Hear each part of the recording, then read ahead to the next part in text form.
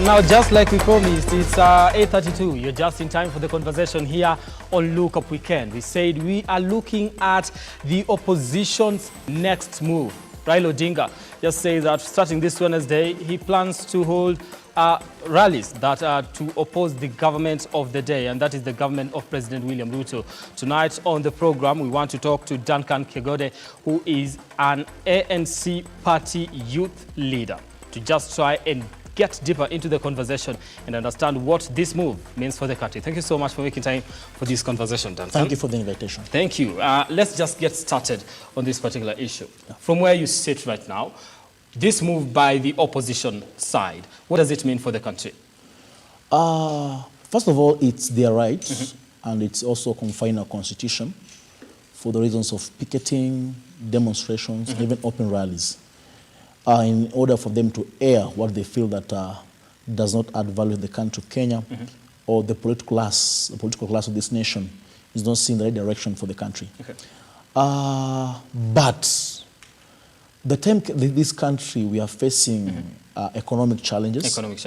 We are facing difficult times in the nation, whereby a majority of this nation is going through harsh times. Affording of meals is a challenge in this country. Companies being able to employ young people or employ educated with the skills are not able to do that. For the last 1 year, 2 years, we have lost a lot of multinational companies joining other nations because of our own economic conditions. Okay. So 3 months after the general election, a new government is in place, calling for mass actions, demonstrations, even though it's anchored in the constitution, it's poor timing. Okay. Yeah. So the timing itself right now, it's poor, because just the other day we were talking about giving the Kenya Kwanza government enough time to actually get to implement some of the things they promised during the campaign. But we are 3 months, and the opposition seems to have noted that maybe we are not heading to the right direction.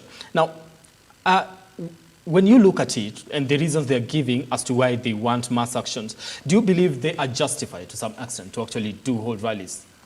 If you look into some of the reasons they're trying to put across for mass action, totally I believe that if there is a need for dialogue, then mass action is not the solution. Okay. I think that the things that we are going through cannot be addressed on a public rally. For example, if we were to discuss the reason why unga it's at 200 shillings. It can't be addressed on a public rally. Okay. If we were to address about what are the costs of high cost of living, high cost of fuel, it can't be addressed on a political rally. So the method which they're trying to bring across, it's what you call an economic sabotage and also a political instability in the nation. Okay. Yep. Political instability, and you bring that about, and they've been accused by the Kenya Kwanza government, and I'm talking about President William Ruto today, and also Deputy President Rigathi Gachagua, that Rigathi Gachagua kind of says, okay, the opposition is trying to put the country in a political mode and hold rallies so that we can actually get to force a handshake like we saw in 2018. When you look at it like that, does it really strike to you like maybe this is what Raila Odinga is eyeing, because we are looking at what is his move? What does this mean for the country? If you look at the majority of the MPs in the opposition Azimio, particularly from the Kisii community, the mountain itself, and even Western Province, they're trying to realign themselves with the government. Yeah. And the trajectory which Right Honorable Raila Amolo Odinga is taking, it could be depicted like he's forcing for handshake, or is setting the country in a political reconciliation mode, whereby his voice should be heard, or his opinions could be put on the table for realization of a goal for the common good, which is a good thing. But a handshake for this nation will weaken the country democracy space, will put us in a condition whereby everything, no one can raise a voice against any vice. No one can put across a point against any other plan that is real in this country. For instance, if we were to put across a debate about the Cherera 3, Cherera 4, the confusion is there. One of us resigned. Yeah. But talk about Cherera 4. If the opposition can be in bed with the government, we can't be able to know what was the cause of the Cherera 4. Okay. What were the reasons of the Cherera 4? But if the opposition remains on their side, pushing what the tribunal is speaking about, talking about what the inquiry, the findings in the inquiry, then the opposition can take it on. Okay. But if we keep on shouting on the street, shouting on the medias, shouting everywhere, the country can't get the real solution. So the opposition needs to go back into their space, get in their position, and critique this government in a way that can be able to enforce or to bring out the best for this nation. Okay. Yeah. And I want us to get into the best way of actually getting to criticize the government, because we're looking at it from one angle. You have a government that says we want an open opposition that is going to criticize us and point out where we're going wrong so that we can actually get to strengthen. Then we have an opposition that is already at work, and we are looking at it like it's a little bit too soon for you to actually be doing this. So when it comes to actually pointing out that we are putting you in check. We are the opposition here, so we need to do our role, which means that putting you in check. When you're doing that, then maybe for us, we are looking at it and say, it is time already. I believe that's exactly what they're doing. It's time to criticize. In fact, after the swearing of the government, criticism should have begun. Okay. But which methodology are we using? For instance, the Kenya Kwanza government, already the Prime Cabinet Secretary Salam Davadi is moving out of the country today, heading to London for an economic summit. He has the plans, the policies, the ideas of the Kenya Kwanza government to put across to investors. These are the kind of things, if we put on board, then investors can look at it. Now, it is just the investment space in Kenya, yes. But if tomorrow in the morning, he's on the podium giving a keynote address, and then on the half screen, there is demonstration in Kenya. There is chaos in Kamukunji. The city center, the CBDs, is unsettled. There's no any investor who can come. No one who can come. So this is a strategic move from the opposition to actually... To scuttle an idea which can be able to run this country. You know, let's agree. Politics comes after every 5 years. Okay. And we need to have an idea or a culture in Kenya whereby you win or you lose, we still put the interests of the country together. As per now, I can say this, that our opposition has not come into terms that they lost the election.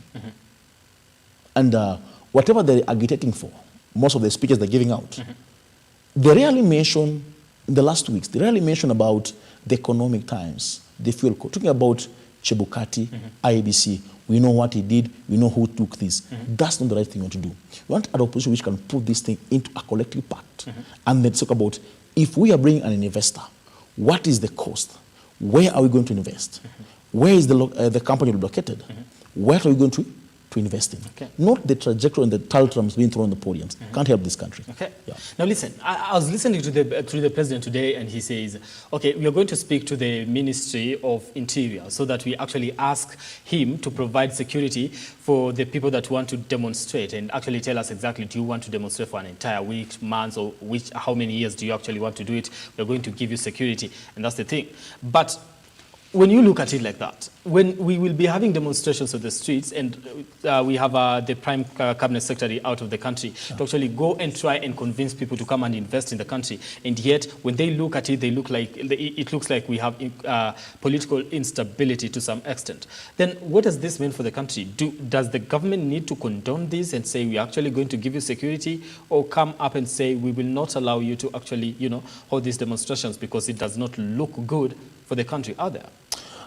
The picketing and demonstration, as I said earlier on, it's anchored in the Constitution. But are we able to tolerate the after activities of the demonstration? For example, 2-3 weeks ago, the CBD was unsettled, or the thuggery sort of things are happening. Now, this kind of demonstrations also has other vices. A group of boys or a group of girls could be in the streets, taking the opportunity in the demonstration, stealing in businesses, trying to jeopardize the peace and the trajectory that could be happening in the city center. This is pulling us down. As I said it earlier on, there's no investor who could be sitting in London tomorrow or on Wednesday or Thursday, listening to a senior government official representing a full government, listening to him and planning to invest in Kenya. Then all of a sudden, half of the screen, chaos in the CBD. No one can be able to come to invest. Which is pretty sad. Let's look at it in terms of the best way to go about it. Because you say to some extent. We are not seeing them saying, because this side is saying, the government itself is saying we are not going to have a handshake, but at the same time we need dialogue and a better way of actually doing it. So if the opposition, if you are to give an advice to the opposition and say the way you want to go about it is not going to help either of us, so this could be the best way to actually address these particular issues that you want. The opposition is setting this country in a political mood, while the government wants to set this country in an economic mood. Those are two different things. The government will deal with the economic challenges that we are facing today, trying to sort out the economic crisis of the nation. But the opposition has taken the political route. These two things can never meet. Can never meet. But the opposition can still use the political mode of it, but through the legislation, both in the Senate and the National Assembly. They try to bring in issues, raise questions, call upon the CAs, given area, agriculture. Why the GMO now, when we have a vast land for agriculture? Why the confusion between the Minister of Trade and Investment, the Minister, and the CS for agriculture? Who should give us the solutions today? If we use the kind of channels, the National Assembly, the civil society, there is a lot of tolerance in our questioning, a lot of tolerance in our answering, we can get the right direction. Because these are two faces that are pulling the country in a different direction. And furthermore, for understanding, the government won by 50+1. It means the 49-point-something% still have a voice to be heard. But the method which we want our voice to be heard, it's very much important. So we should consider which kind of, how we want to pass this message across. Yes. Let me come to the aspect of now, in terms of what this could mean, because we are talking about Wednesday. And if Wednesday people do come, then we are actually going to come back again on 12th, and that will be Jamhuri Day. Now, is this strategic to some extent when you look at it? It's very strategic and very political. In that, on Wednesday, there could be disruption of a national exam. National exams is a national event, where everybody is a sit-down to the national exam. It means that there are some areas in town or in Kamukunju could be affected, some students could be affected in terms of doing the exams, or the exams official picking the exams or turning the exams, they could be affected. On 12th of December is a national holiday, anchored even in the Constitution. If you're going to set out a parallel activity in a country whereby this is a national holiday, it says at wrong tone in the international phase, local phase, and even in the political class. Very strategic for them. Now, to this, should the government be sitting pretty and say, okay, we're going to allow you to actually, I know it is in the Constitution, but what kind of picture will it paint a government that actually gets to allow a parallel rally to happen when the country is actually celebrating Jamhuri Day? I cannot be able to comprehend if the government will allow that kind of a thing on 12th of December. I cannot agree or disagree. But to my political senses, I'm seeing not being able to agree to it in the Nairobi County. Because the celebration could be in Nairobi County this time round. I don't really see if the government will allow it to happen in Nairobi. Not to happen in Nairobi. We'll be waiting and seeing exactly, because we're actually looking at it and contemplating exactly where exactly is the Jamhuri celebrations actually going to be. And this is the thing, a lot of people are actually coming out and saying, the opposition, that is Raila Odinga, kindly do not go ahead with these planned demonstrations. They're going to take us back. And both from the civil societies, other political parties, and we see in the Azimio coalition itself, two political parties say, okay, we will not be engaging in these particular demonstrations. Jubilee and KANU. Will not be engaging in these particular demonstrations, but when it comes to criticize, we will work with the government of the day. When it comes to criticizing the government, we will do when it's necessary and things like that. What does that mean for the coalition? Is it a one-man show, or is it an Azimio kind of thing? I can call it a political survival methodology for ODM leader Raila Odinga. Because there's nothing like Azimio right now happening. Because the Azimio chairman is busy on a peace mission. Peace mission. And then some of the MPs in KANU and Jubilee, some of them are retreating back to the country to assess their political situation.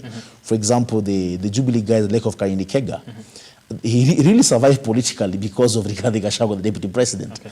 People like Sabina Chege trying to throw out different signs.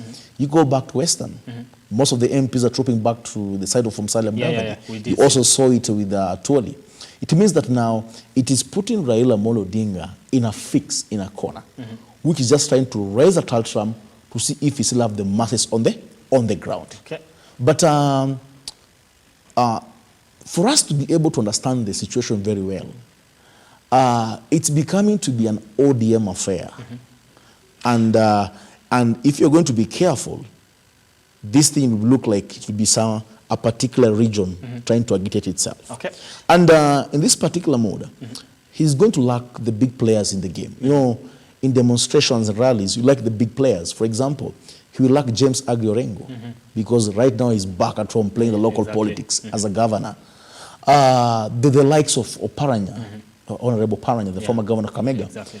If he comes now on the national podium as an elected leader, the voice and the space is going to lack it. Okay. So if you're looking at him, it's going to be Rahil and who? And Kalonzo? And Karua. Martha Karua she's a spent cartridge. Okay. Sorry to say that, spent cartridge. Okay. So you get it that now these two gentlemen are in a political fix. So whatever that to engage in is to bring out the vibrancy and to try to test the waters if the masses are still with them. But for my personal reasons, I don't think if the demonstration will be a big scare for the nation. Okay. Or the picketing, because most Kenyans are trying to move on. Most Kenyans are trying to get a living. Most Kenyans are trying to fix upon their lives. I don't think if it will take a different. So it will not shock the nation from where it sits. You don't feel like it will. In the long run. In the long run. Okay. It won't shake the nation. Now, let me get to understand that because I'm out of time. I just have a minute.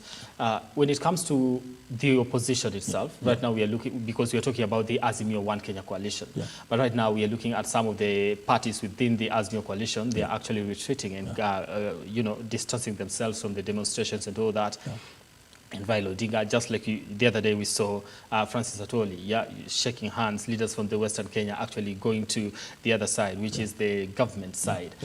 And the president said, the opposition will do its job to some extent, but we can see he's shaking hands with, other individuals from the opposition, but will not do that with Raila Amolo Odinga. Is he, to some extent, from where you see it, just trying to seclude Raila Odinga to remain as a one-man show? Not really. If you look at the Member of Parliament of Jubilee, those were with the current president when they were in the Jubilee Alliance Party, JAP thing. If you look at the MPs from Western who shook hands with the president in the presence of the Cabinet Secretary Salem Davadi, all of them, at one time, they were in UDF, former party from Salem Davadi, or Jubilee Party, the side of William Ruto. So they're just trying to go back home where they belonged. So the fact that they did consider to go actually and join Azimio, right now we can actually forgive that particular... There's a saying in my community that chicks can go everywhere in the course of the day. But when it's dawning, when the evening comes, they try to move back to their home place. So most of these MPs from Western Kenya, they're going back to their political father. Actually, the current 12 members of parliament in Kakamega County, Raila Amolo Odinga only owns one, Naika, that Mumias West MP. Okay. That's only ODM Damu. But the rest, UDF, ANC at one time, and Jubilee at one time. So just trying to go back to their place. Not necessarily that the president said to agitate the opposition. You make it sound like people use coalitions and parties just for political survival and all that. That's what happens in the country, though. There was a lot of infiltration during the 2022 campaigns. Some of them were intimidated. Some of them received some brown envelopes. So it's time to face the reality. Where does your community need you to be? Okay. That's the thing. All right. Your final remarks on this particular conversation. I want to ask you, as you wind up, do you believe we, right now, have a strong opposition, and we could, in the long run, do actually have a strong opposition with everything that is happening? We don't have a strong opposition today because, as I've told you earlier on, people are trying to go back to their cocoons. Okay. And the opposition of Raila Amolo Odinga was in Nairobi, at the Coast region, Nyanza, and Western. Okay. But now, if you look at it right now, in Nairobi it's 50-50. In Western, people are going back to their homes. As I told you earlier on, they're going back to their own political father. Yeah. And if you look at the mountain, they're going back to their highest position held, that's Deputy President Rigathi Gachagua. So the opposition is weak. Okay. And we are going to see a government that could be unchecked because of the weak opposition. Wow. That's a very bad thing, though. Is it a good thing or a bad thing? The priorities of the oppositions are wrong. The priorities. For example, they need to change how they look things and how they sort of things this country. But if you have a government that to some extent does consider making a weaker opposition, weaken the opposition, and you know, we will just end up having a weak opposition to some extent. So you might actually say, by the way, opposition needs to focus its priorities on the right things, but you have a government that is so focused on making the opposition not do that to some extent by weakening it. It's not the government that is weakening the opposition. No. It's the opposition that is disrankled and the opposition that is dead. I told you earlier on, Okay. the Azimio chairman is very busy out of this country. And the Azimio SG, who is Junet Mohammed, also is busy doing other things. So there's no organization within the Azimio opposition outfit. For that reason, people are trying to get back where they could survive as we wait for the next general election. All right. That's how weaker the opposition is. Yeah. So now we are just 3 months, and we have like 4 years and something to go. And 9 months. I know. Thank you so much, Duncan, for coming on the show tonight. I really do appreciate your insights on this particular conversation. Thank you, bro. All right. That does it for us here on the program. We are out of time. We'd like to continue this conversation because it is a conversation that, you know, does not get to end. It is something that we can always get to ask questions over and over again because it is matters, current affairs, and things that do happen here in the country. All right. That does it for us. Thank you so much for your time and being part of the program tonight. My name is Brian Amuai. On behalf of everyone that has made this discussion and this program a success tonight, I want to thank you so much for watching. Let's do this again next time and see you tomorrow morning on The Morning Jolt.